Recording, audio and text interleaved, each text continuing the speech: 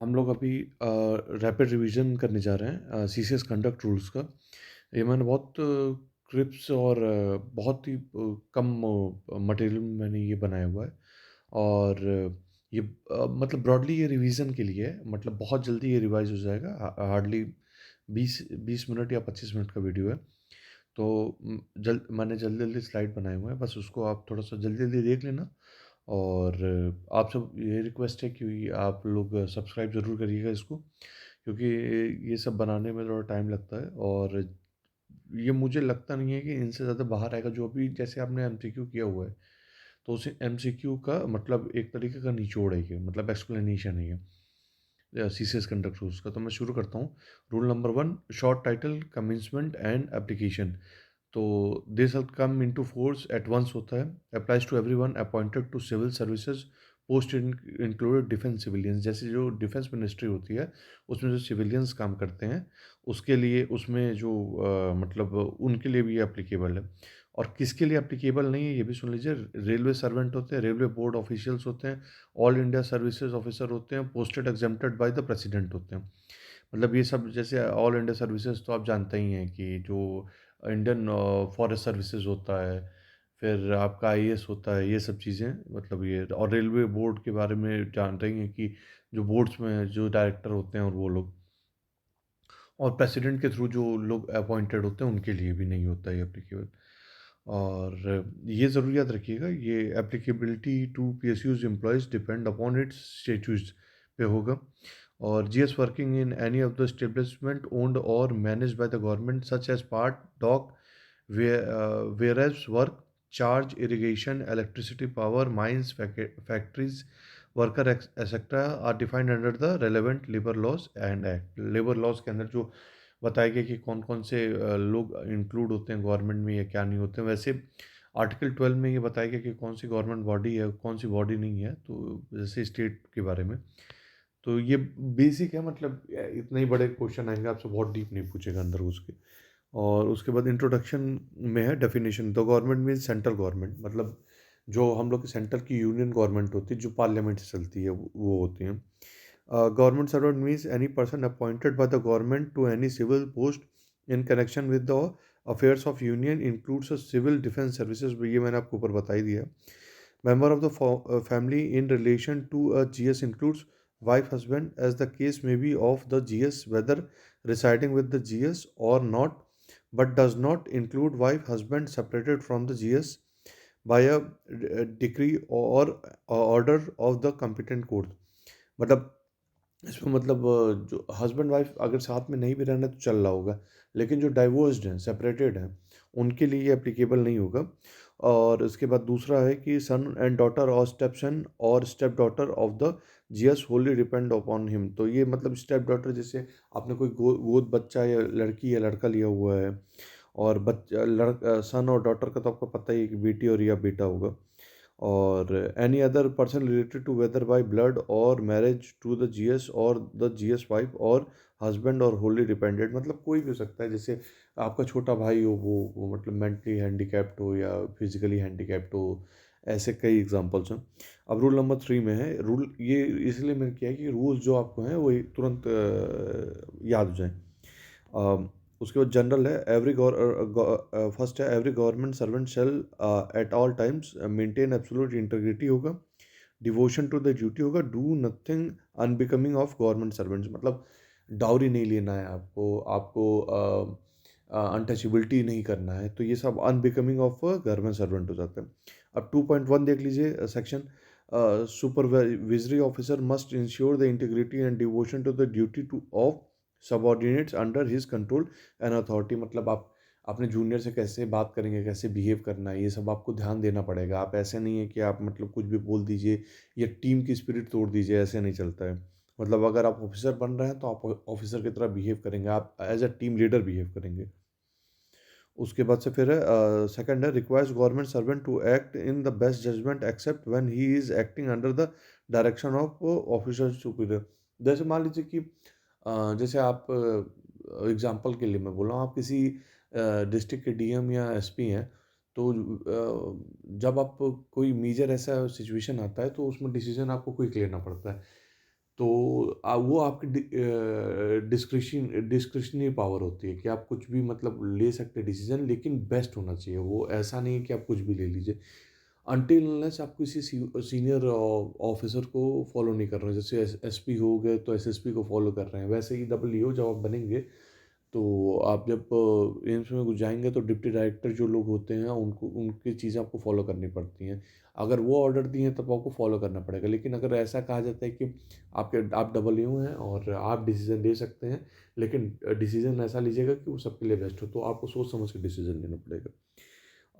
Third है, such direction must orderly be in a writing, oral direction must be avoided and in unavoidable the same must be confirm in writing immediately thereafter. वही चीज़ है कि जैसे मान लीजिए कि आप एसपी हैं या डबल ओ हैं, तो आप तुरंत तुरंत, जैसे मान लीजिए कोरोना के टाइम में आया था तो आप कितने सीट्स किसके लिए रिजर्व करना है किसके लिए नहीं, तो ये तुरंत आपने कर दिया एज अ ऑफिसर। उसके बाद से आपको ये बताना पड़ेगा कि मैंने क्यों किया। और अगर मान लीजिए किसी सीनियर ने आपको ऑर्डर दिया है कुछ काम करने के लिए, जैसे मान लीजिए कहा उन्होंने कि 10 रिजर्व कर दो, तो आप जैसे रूल एंड रेगुलेशन आपको पता होगा, तो आप बोलोगे सर 10 नहीं रिजर्व हो सकता है, तो वो बोलेंगे नहीं, मैं एक्स्ट्रा ऑर्डिनरी पावर अपना यूज़ करके और मैं ये बोल रहा हूँ कि इतना रिजर्व कर दो। तो आप कहोगे कि सर अभी, तो वो बोलेंगे नहीं अभी इम्पोर्टेंट, मतलब अभी जो है बहुत क्योस फैला हुआ है, मैं आपको रिटर्न में एक एक दिन के बाद दे दूंगा, तो आप ये काम कर सकते हो।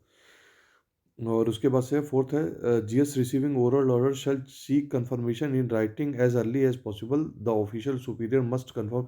हाँ, तो वही चीज़ है कि मतलब मैंने वो जो आपको ऊपर बताया। रूल 3 ये है, promptness and courtesy, no government servant shall in his official duty act as an discourteous manner, adopt dilatory tactics और wilful cause delay in the dispose of the work assign to him. मतलब वही है कि आप ultimately आप ऐसे behave नहीं कर सकते कि आपका पूरे टीम का वो खराब हो, आपके वहाँ का एटमॉस्फेयर खराब हो।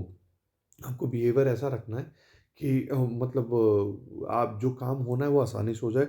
और दूसरा बोलने में ये है कि आप मतलब ज़बरदस्ती नहीं जी कि मैं फ़ाइल नहीं किसी को दे रहा हूँ। मतलब मान लीजिए कि जल्दी जो फ़ाइल चलनी रहती है, तो आप फ़ाइल देने में लेट लगा रहे हो, जो फ़ाइल सुबह होकर सिग्नेचर हुई है वो शाम तक आपके डेस्क पे पड़ी हुई है, तो ऐसे नहीं एप्लीकेबल होता है। इसके लिए आपको फ़ाइल देनी ही पड़ेगी। आप फ़ाइल दो और मतलब वो फ़ाइल तुरंत तुरंत रोटेट होके और वो काम तुरंत कंप्लीट हो जाए। तो ये अच्छे जो एडमिनिस्ट्रेटर होते हैं उनका वो होता है। जैसे नहीं हम लोग रेड टेपिज्म बात करते हैं, रेड टेपिज्म यही होता है कि मतलब एक जगह फाइल रखी हुई है कोई, फिर एक हफ्ते तक रखी हुई है, क्योंकि ब्यूरोक्रेटिक हर्डल इसी को बोलते हैं। तो जैसे आप डब्ल्यू में तो नहीं होता है करप्शन, जहाँ पे ज़्यादा होता है ना, वहाँ पे ये सब चीज़ें रोकी जाती हैं। तो जैसे फाइल रोकी हुई है बहाने से कि आपको कुछ करप्शन का पैसा मिल जाएगा इन सब चीज़ों के लिए।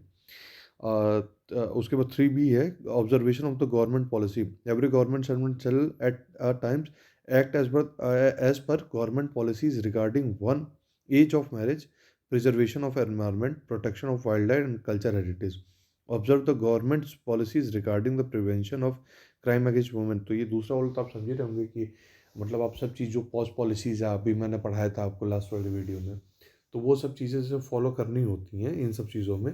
और जैसे पेड़ फालतू का नहीं काटना है, इन्वायरमेंट जैसे जहाँ पे अब जैसे हर जगह आप पेपरलेस वाला सुन रहे होंगे कि हर जगह पेपरलेस शुरू हो गया, तो पेपरलेस वाला है जो इन्वायरमेंटली मतलब सस्टेनेबल चीज़ है, तो वो आपको फॉलो करना। आप ज़बरदस्ती ये नहीं बोलो कि आप कागज़ ये लेके आओ या कागज़ यूज़ करो, ऐसे नहीं चलता है। तो ये सब चीज़ें। 3C का है, प्रोहिबिशन ऑफ सेक्सुअल हरासमेंट। तो no government servant shall indulge in any sexual harassment of any woman at workplace, or every supervisory officer shall take steps to prevent sexual harassment to any women such work place. तो मतलब इसमें ultimately वही चीज़ है कि कि आप कोई भी ऐसा एटमॉस्फेयर नहीं बनाएंगे किसी भी वुमेन आपके जो कलीग होंगी उनकी उनको अनकंफर्टेबल फील हो। तो आपको उस तरीके से रहना, आपके कपड़े उस तरह से ड्रेस करना है। हालांकि ये दोनों के लिए एप्लीकेबल होता है, लेकिन इसमें जो दिया है वो अभी मेनली मेल्स के लिए दिया हुआ है कि मतलब उसमें एकदम आपको ऐसे रहना है कि आप एकदम जो कहते हैं ना जेंटलमैन एक्ट करना, वो आपको करना है। कपड़े अच्छे से पहन के आने हैं। तरीका तो हर चीज़ होता है, जैसे बैठना, बात क्या करना, आपको कितना करना है, आपकी बात से कोई असहज ना हो रहा हो। तो ये सब चीज़ें हो रही हैं। जैसे इसमें मैंने मतलब इसमें कुछ पॉइंट्स हैं, मैंने नहीं मतलब पॉइंट्स जो दिया गया है बुक में उसके हिसाब से, फिजिकल कांटेक्ट और एडवांस जैसे आप टच नहीं कर सकते हैं, आप लीन होकर बात नहीं कर सकते हैं, आप कॉन्स्टेंटली स्टेयर नहीं कर सकते हैं। तो ये सब चीज़ें जो होती हैं, ये मतलब बैड मतलब एक प्रैक्टिस में आती हैं। उसके बाद से बी होता है डिमांड और रिक्वेस्ट फॉर सेक्सुअल फेवर। जैसे कॉर्पोरेट कल्चर्स में ये ज़्यादा है, गवर्नमेंट में ये थोड़ा कम है। तो ये भी बैड उसमें आता है। और सेक्सुअल करंट रिमार्क जैसे हम आप बहुत कुछ है, जैसे जैसे नहीं हम लोग बोलते हैं कि किसी को ब्लैक ब्यूटी या सिंड्रेला समथिंग कुछ ऐसा बोल देना जो कि अप्रोप्रिएट नहीं होता है। और शोइंग एनी पोर्नोग्राफी मतलब जो आप ये पोर्नोग्राफी का एडल्ट मूवीज़ ये जानते ही होंगे। Any other unwelcome physical verbal और नॉन वर्बल कंडक्ट, जैसे कुछ भी होता है कि जैसे नहीं होता है कि आप लोग में से बहुत लोग लड़के होंगे, लड़कियां भी ये करती ही होंगी अपने हॉस्टल में। तो ये होता है कि जैसे आप हाथ से कुछ एक्शन बनाते हैं जिससे देख के मतलब गलत वो हो जाता है, मैसेज जाता है, तो आप ये सब चीज़ें नहीं कर सकते। रूल 3C है प्रोहिबिशन ऑफ सेक्सुअल हरासमेंट। तो in case of Vishakha and others versus state of Rajasthan, the honourable ऐसे laid down guidelines and norms or to be observed to prevent sexual harassment of working women at workplace। तो ये होगा prohibition of sexual harassment at workplace should be notified and published and circulated in appropriate ways। It should provide for appropriate penalties in such rules against the offenders। तो B है employers should provide appropriate work condition to ensure there is no hostile environment in workplace। सी है a complaint mechanism should be created employers organization for readdress the complaint made by the victim to ensure bound treatment and complaints. तो ये सब वही है basic बातें, जैसे government ने वो दिया, इसी के ऊपर पॉश पॉलिसीज़ बनी है 2013 में। तो इसमें यही गवर्नमेंट ने बोला है कि एक कमेटी मेंटेन होनी चाहिए और मतलब कंडीशन एक ऐसे इंश्योर करना चाहिए कि आप जैसे बैठते हुए कैमरा हर जगह होना चाहिए, और वुमेंस के लिए कैसे वो करना है, ये सब चीज़ें बेसिक बातें जो मैंने आपको बताई हैं पहले। रूल 3C का है कि prohibition of sexual harassment should, वही चीज़ है कि should provide a special counsellor and other support. जैसे मान लीजिए कि अगर कुछ हो जाता है तो एक साइकोलॉजिस्ट होना चाहिए आपके उसमें, तो जिससे आप अपनी काउंसलिंग कर सकते हैं। और कमेटी एक होनी चाहिए जो हेडेड बाय वो वुमेन होनी चाहिए, क्योंकि वुमेन का जो है मोस्टली ऐसा ही होता है। अब हालांकि आप लोग केस सुन रहे होंगे बहुत, जो कि कंपैशन वुमेन्स के अंदर कम होते जा रहा है, लेकिन मैक्सिमम यही माना जाता है कि वुमेन्स के अंदर कंपैशन बहुत ज़्यादा होता है। तो इसलिए जो हेड रहे वो वुमेन रहे। तो और इसका ये वो है कि मतलब जो आधे लोग हैं वो उसके आधे मतलब आधी जो रहेंगी कमेटी में लोग वो वुमेन रहेंगी। और मतलब ऐसे अनड्यू प्रेशर के लिए जैसे इन्फ्लुएंस नहीं रहता कि जैसे आप आपकी टीम में ही लोग रहेंगे तो हो सकता है कि बायस्ड हो जाए, तो उसके लिए है कि एनजीओ को इन्वॉल्व करना चाहिए और ये सब चीज़ें हैं। द फाइंडिंग ऑफ ये complaint committee are binding on the disciplinary authority to initiate disciplinary proceeding against the GS concern. तो ये वही बात बोल रहे हैं कि अगर मतलब कंप्लेंट्स आएगी और अगर प्रूव हो जाता है तो इनके इंक्वायरी के बाद इनके खिलाफ एक्शन लेना है। रूल 3C मतलब फिर और आगे भी है, मतलब इसमें लंबा दिया हुआ है। जैसे विशाखा गाइडलाइन अगर आप पढ़ेंगे तो इसमें बहुत लंबा उन्होंने गाइडलाइन बनाया, उसी के ऊपर पोस्ट पॉलिसी बनी हुई है। तो it shall be the duty of GS who may be arrested for any reason to intimate the fact of his arrest and circumstances connected therein to official superior prominently, even though he might have subsequently been released on bail। Failure on part of any GS to so inform his official superior will be regarded as suppression of material information and will render him liable for disciplinary action on this ground alone, apart from the action that may be called for on the outcome of the police case against him। तो यही basic चीज़ है कि जैसे करेंगे तो police case आपके ऊपर हो सकता है अगर आप इंक्वायरी में पाए गए। um, उसके बाद से GS should observe independence and impartiality of to observe courtesies with MP MLAs. ये चीज़ है। As M P M L A occupy in the democratic setup a very important place or as elected representative or people, they have important functions to perform under the constitution. Should be the endeavor of every officers to help MPs and state legislature to the extent possible in discharge of their functionaries under the constitution. तो वही चीज़ है कि मतलब ये चुने हुए जो मेंबर होते हैं उन उन उन वो सबसे ज़्यादा हाई पोस्ट मतलब पोजीशन रखते हैं डेमोक्रेसी में। तो मतलब सबको इनका हेल्प करना चाहिए कि मतलब जो ऑफिशियल्स हैं कि सारे काम इजीली हो और इसका स्मूथ प्रोसेस से सारे काम हो। Participating in proselytising activity may be treated as good and sufficient reason for taking disciplinary action. Conduct of the government servant in relation to the proper maintenance of his family should not practice untouchability. Observe proper decorum during the lunch break. Playing games beyond lunch hour openly to be discouraged. मतलब वही चीज़ है कि आपको आधा घंटे का दिया गया है। जैसे आप लोग एसबीआई पे मजाक नहीं बनाते हैं तो वो आधे घंटे का अगर ब्रेक है तो आधे घंटे का ही ब्रेक होना चाहिए, आधे घंटे से ज़्यादा का ब्रेक नहीं होना चाहिए और आप गेम नहीं खेल सकते हैं। उसके आगे भी कंटिन्यूड है। फिर सिक्स्थ है display of posters notice by government servant association on walls of government office building. मतलब आप जैसे जेएनयू और अदर जैसे नहीं है कि मतलब ये आप चिपका नहीं सकते और चिपकाए वो जो चिपके हुए आप जैसे रेलवेज के देखते हैं ना तो वो छुप के होते हैं, वो कोई ओपनली नहीं कोई कर सकता है। Governors should encourage joining of educational institute by the government servant outside the normal office hours. No prior permission required for the government servants seeking redressal in court of law for their grievance arising out of their employment or condition of service. तो आप case कर सकते हो, आप उसमें मतलब अपना पूछ सकते हो, मतलब ये आपको प्रोहिबिटेड नहीं है कि आप अपने मतलब अपनी राइट्स को नेचुरल राइट्स को लेने के लिए कोई आपको दिक्कत है।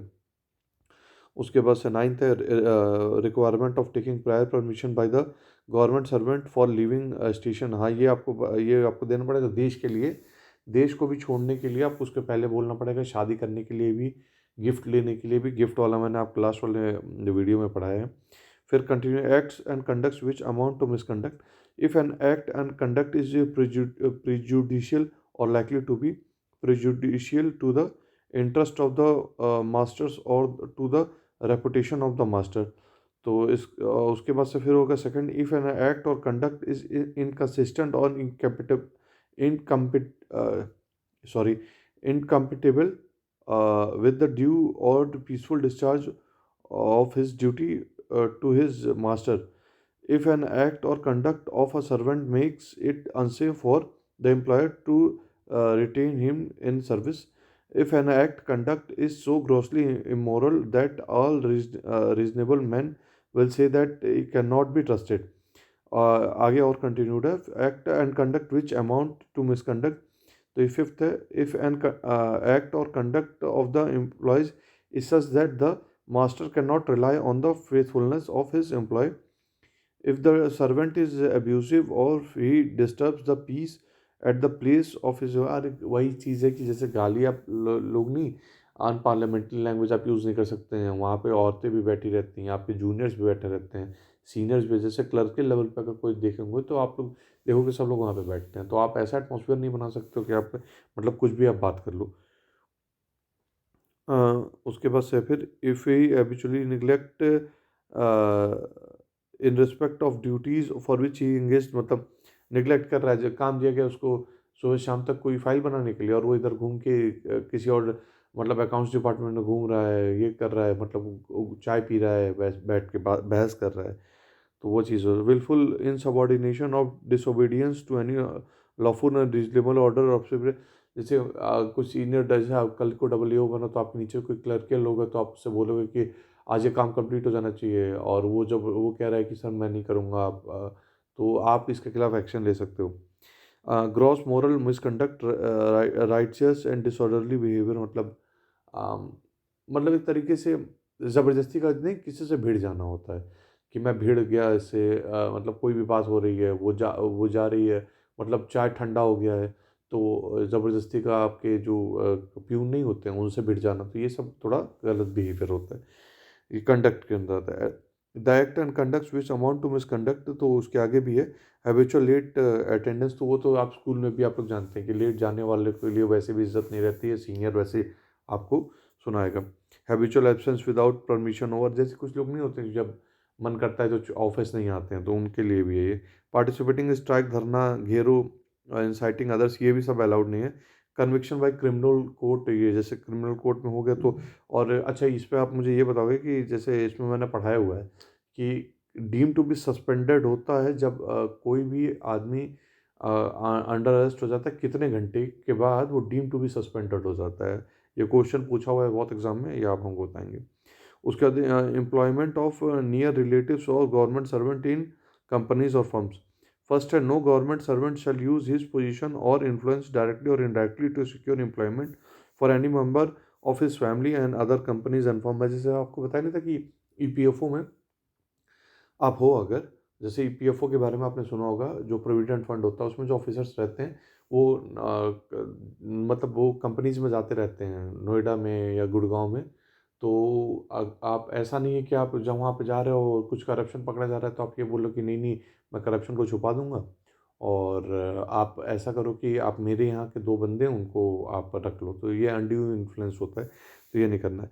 सेकंड का वन है, group A officers required to prior government sanction before the son daughter dependent accept employment in any companies firm with the. मतलब आपको ये बताना पड़ेगा कि ये ज्वाइन कर रहा है। अगर मान लीजिए कि आप जान रहे हो, कुछ दिन पहले आपने सैमसंग में वो मारा, मतलब छापा मारा, और कुछ दिन बाद उसी में ज्वाइन कर रही, तो आपको बताना पड़ेगा क्यों ज्वाइन कर रही, क्या इसका मेरिट है, ये सब चीज़ें। If acceptance of employment can not await prior permission, it should be reported to the government employed to be accepted provisionally subject to the permission of government of India. तो यही होता है। सेकंड है, intimate government of employment of family members in a company firm mentioning whether he has और has had any official dealings with the company और firm. तो rule 5 है, taking part of politics and election. ये बहुत basic basic है लेकिन आपको याद होना चाहिए। पहले, government servant not permitted to be member of any political party nor shall he participate, subscribe and assist in any manner. मतलब यही चीज़ है कि आप किसी के मेंबर नहीं होने चाहिए, आप उनको असिस्ट नहीं करने चाहिए, आप किसी नेता के साथ फ्रीक्वेंटली नहीं दिखाई देने चाहिए। The second, a government servant is duty bound to prevent family members from participating, subscribing, assisting other supervise subversive activity. If unable to prevent this, report to the। अरे जैसे आपका बेटा कल को होगा तो आप हर चीज़ ज़बरदस्ती नहीं ना कर सकते हो। जैसे उसको आप बोल सकते हो कि बेटा गवर्नमेंट की प्रिपरेशन करो, आईआईटी में जाओ, मतलब ये सब करो। लेकिन अगर उसको पॉलिटिक्स में जाना होगा तो आप ये रोक थोड़ी सकते हो, क्योंकि ये आफ्टर 18 ईयर्स ऑफ एज सब लोग इंडिपेंडेंट होते हैं, तो उसका जो मन है वो करेगा। तो यही चीज़ है, इसमें यही चीज़ बताई हुई है। तो अम, उसके बाद से फिर no canvassing by any government servant in an election provided that government servant can vote but dot does not disclose for whom assisting in conduct of election as a part of duty, not a contravention of this rule। तो जैसे duty में नहीं are officer लगते हैं, सारे clerk लगते हैं, सारे वो लगते हैं, तो वो अपना ड्यूटी मेंटेन कर रहे हैं, उसमें आप है नहीं। Rule 6, joining the association of government servant. तो government servant can not join have membership of association which object activities are prejudicial to the sovereignty, integrity, public order और मॉरलिटी। मतलब यही चीज़ है कि आप ऐसी कोई मतलब मेंबरशिप नहीं ले सकते हैं किसी भी ऐसे मतलब संस्थान में जिसमें मतलब वो इंटीग्रिटी और उससे आपका मतलब ख़राब होगा। तो पब्लिक ऑर्डर नहीं ख़राब होनी चाहिए। तो ये सब चीज़ें हैं। डिमॉन्स्ट्रेशन एंड स्ट्राइक्स, तो engaging in participating in any, मतलब यही चीज़ अल्टीमेटली यही वही है कि आप मतलब आप नहीं कर सकते हैं। और मतलब डिफ्लेमेशन ऑफ केस हो गया और मॉरलिटी हो गया, तो इन सब चीज़ों का। तो उसके बाद रिजॉर्ट टू और in any way abet any form of strike और coercion of physical duresses in connection with any matter pertaining to his service or the service of any other government servant। अब rule number 8 और 9 है, connection with the press and other media. Prior sanction of government must be owing conducting और participating, मतलब ultimately यही है कि आप मतलब डायरेक्ट आप जाके मीडिया से बात नहीं कर सकते एज अ गवर्नमेंट सर्वेंट, आपको प्रायर परमिशन लेनी पड़ेगी। अगर आप ऑफिसर ए लेवल के हो और अगर आप नीचे लेवल के हो तो आप अपने अथॉरिटी से लेना पड़ेगा, जो आपके यहाँ का सबसे senior authority. Criticism of government. No criticism of government through radio telecast media document published in his own name and anonymously. तो ये सब चीज़ें नहीं हो सकती। Government servant visiting foreign countries should not express views और इंडियन और foreign affairs. तो जैसे आप जा रहे हैं तो जैसे अभी मैं अदर डिपार्टमेंट का ही बोलूँगा, आईआरएस का, क्योंकि डबल ए का मुझे पता नहीं है।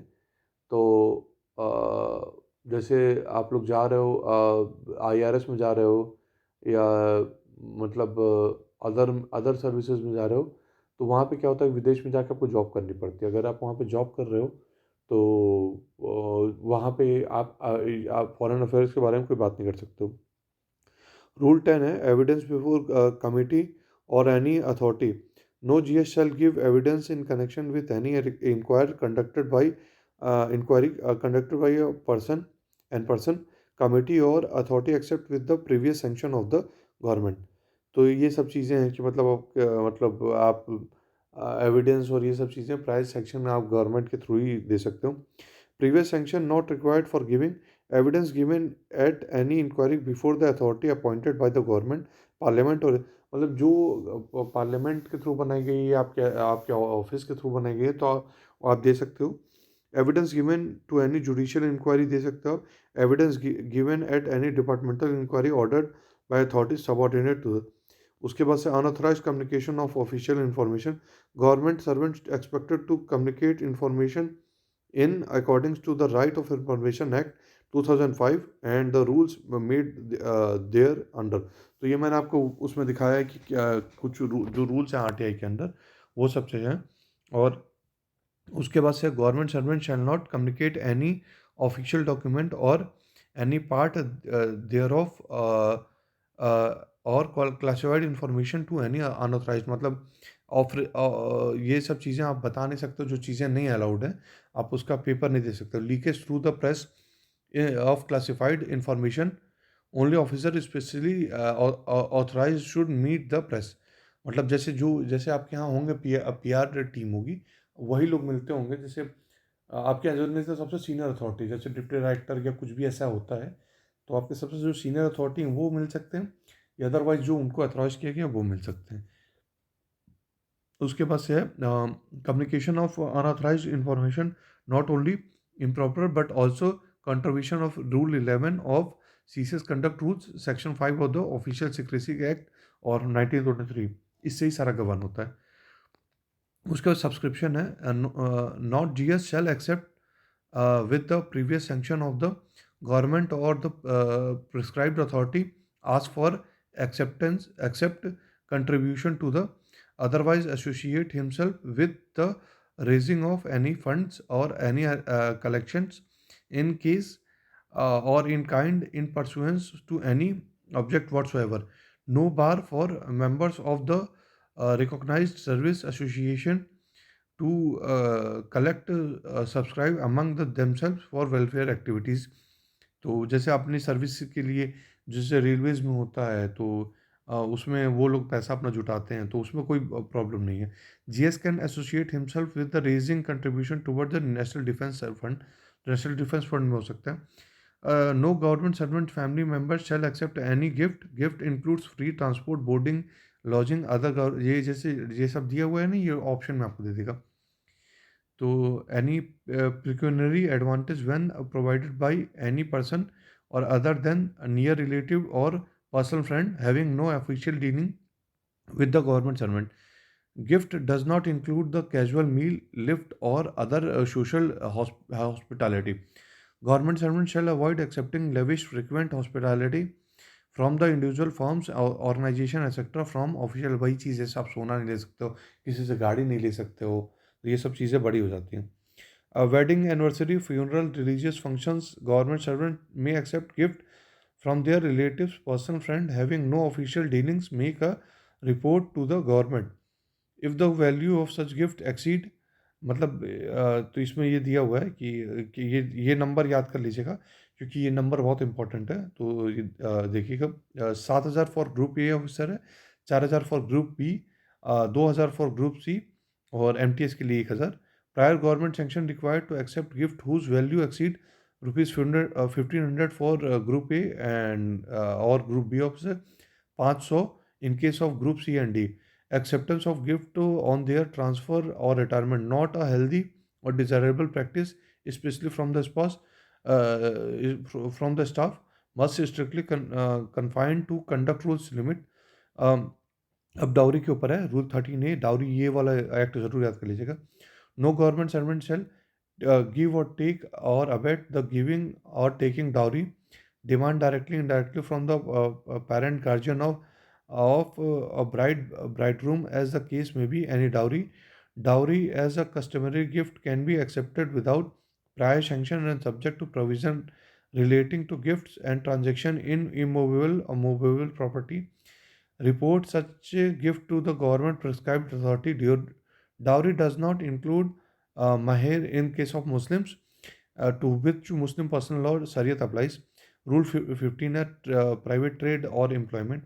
Prior sanction of the government is required for engaging directly or indirectly in any trade or business, negotiating or undertaking any other employment, holding an elective office or canvass for an elective office in any body, whether incorporated or not. Canvassing for any business, insurance agency, commission agency owned or managed by the any member of his family. Participating in the registration, promotion, or management of any bank, company, cooperative, society, or for commercial purpose. GS to report to the government if any family member is engaged in the trade business or owns, managers and insurance agency और commission. मतलब आपको अपने घर में अगर कोई है तो आपको ये बताना पड़ेगा, वरना आपके खिलाफ एक्शन हो सकता है बाद में। प्राइवेट ट्रेड और एम्प्लॉयमेंट, तो ये हो गया government servant can participate associate in making of sponsored media, radio, television programme, government commission, private, तो यही चीज़ है, बेसिक है। Government servant can without the previous sanction to do honorary work for social charitable. जैसे अगर आप accounts जानते हो तो आप अकाउंट्स जाके किसी एनजीओ के लिए आप काम कर सकते हो। आप पढ़ाना अच्छे से जानते हो तो आप एनजीओ के लिए थ्रू जाके किसी बच्चों को पढ़ा सकते हो। तो ये सब चीज़ें आप कर सकते हो। तो do occasionally work in of a literally artistic and scientific character, participate in the sports activity as amateur, participate in the registration, promotion, or management without holding the elective office of a literally scientific charitable society, club, or similar organization whose aim object are to promote cultural or recreational activities and registered under the Societies Registration Act 1860. Subletting vacation of government accommodation. No GS shall sublet, leave, or otherwise allow occupation by the any other persons of government and accommodation which has been allotted to him. A GS shall vacate quarters with the time limit prescribed by the allotting authority after the cancellation of his allotment. Investment, lending, borrowing, तो no government shall servant shall speculate in any stock share investment except occasionally investment in the stock market. No investment likely to be embarrass or influence him official officially in the discharge of his official duty. मतलब जो भी ऐसा है कि जैसे आप दिन भर बैठ के अगर आप इसमें ही लगे रहोगे, अरे सीएच में, तो आप काम कब करोगे। तो यही सब चीज़ें इसमें बताई गई हैं। मस्ट नॉट लैंड, बोरो और deposit money to any person और firm having official dealing, lend money और interest, movable, immovable, or valuable property. Government servant on first appointment must submit the return of his asset, liability and prescribed form giving the, ये मतलब आपको सब बताना पड़ेगा कि मेरे पास कितनी प्रॉपर्टी है, कितना सोना है, ये सब चीज़ें। Immovable property, inherent, owned, acquires, held by him, lose or mortgage either in his own name or in the name of family member, another person, Shared debentures and cash, including the bank deposit, inherent, owned, acquired, held by him, movable property, inherited, owned, acquired, or held, debts other than liability incurred. Group A and B officers shall submit on annual returns in the prescribed form, giving full particulars of immovable property, inherent, owned, acquired, held by him or family, or lease or mortgage. 21 rule, restriction regarding marriage, prohibition of government servant including bigamy, मतलब दो शादी नहीं कर सकते हैं. Prior permission needed if one's personal law permits it, मतलब जैसे कई SC ST में होता है तो वो अलग एग्जेम्प्टेड हैं, मुस्लिम्स में अलाउड है ये. तो consumption of intoxicated drinks of and drugs, a GS shall strictly abide the law relating to intoxicating drinks or drugs. मतलब पीना नहीं है आपको, मतलब मोस्टली नहीं यहीं अलाउड होता है, एक्सेप्शंस कुछ है. A GS shall not be under the influence of any intoxicating drinks, drugs during the course of his duty. मतलब आपको कहीं काम भेजा जा रहा है, आप सुबह से आ रहे हैं काम में, आप पी के आ रहे हैं, ये सब अलाउड नहीं होगी. आपको कहीं भेजा जा रहा है तो भी नहीं आप पी सकते हैं. Refrain from consuming any intoxicating drinks or drugs in a public place. Not appear in a public place in a state of intoxication. मतलब पी के आप किसी चौराहे पे खड़े हो के आप वो नहीं कर सकते हैं, आप जैसे कॉर्पोरेट वाले करते हैं, आप आपके लिए वो अलाउड नहीं है. Not use any intoxicating drinks और ड्रग्स टू एक्सेस, मतलब एकदम पी के एकदम आउट हो किसी नाली के पीछे आप पड़े रहेंगे तो ऐसे काम नहीं चलेगा. मतलब उतना ही पीजिए अगर पीना भी है, और वो भी एकदम ऐसे प्लेस पे जो स्टैंडर्ड वाला हो तो मेंटेन करिए. वैसे पीना तो ऐसे नहीं चाहिए, लेकिन अब इसमें रूल, आप कई लोग, आप लोग बात थोड़ी मानोगे, आप लोग कहोगे कि अरे नहीं ऐसे थोड़ी होता है. Prohibition regarding employment of children below 14 years of age. तो GS should shall employ work any child below the, no मतलब कोई नहीं होना चाहिए. तो अब हो गया कंप्लीट, मैंने यहाँ पे कर दिया, आपको बहुत जल्दी ये रिवाइज करा दिया है. इससे बहुत कम बाहर आएगा, क्योंकि मैंने इसके पहले भी जो आपको MCQ फॉर्म में पढ़ा है वही ये मोर देन इनफ है. इससे बाहर बहुत बाहर आने वाला नहीं है. तो मैं आपसे बस यही बात बोलूँगा, अच्छे से पढ़ाई करते रहिए और प्लीज़ सब्सक्राइब कीजिए. अगर आपको ये चीज़ें अच्छी लगी हैं तो आप प्लीज़ बताइएगा भी. और कोई और दिक्कत होगी तो आप मुझसे डायरेक्ट बोल ही सकते हैं. टेलीग्राम पे जो जो आप बातें बोल रहे हैं, जो जो जेन्युइन है वो सारी की सारी मैं रिप्लाई कर रहा हूँ. अगर जेन्युइन नहीं होती है तो फिर मैं सोचता हूँ कि क्या इस पे, क्योंकि कई लोग PDF मैं रोज़ देता हूँ, रोज़ ही वो मांगते हैं आप में से बहुत को. तो जो लोग साथ में, मतलब जो आपके ग्रुप मेंबर्स, आप उनसे मांग लिया करिए. तो आप लोग अच्छे से पढ़ाई कीजिए और बेस्ट ऑफ लक. बाकी और कोई दिक्कत होगी तो बताइएगा, और सब्सक्राइब कीजिए और टेलीग्राम पे ज्वाइन भी हो जाइए. चलिए, थैंक यू.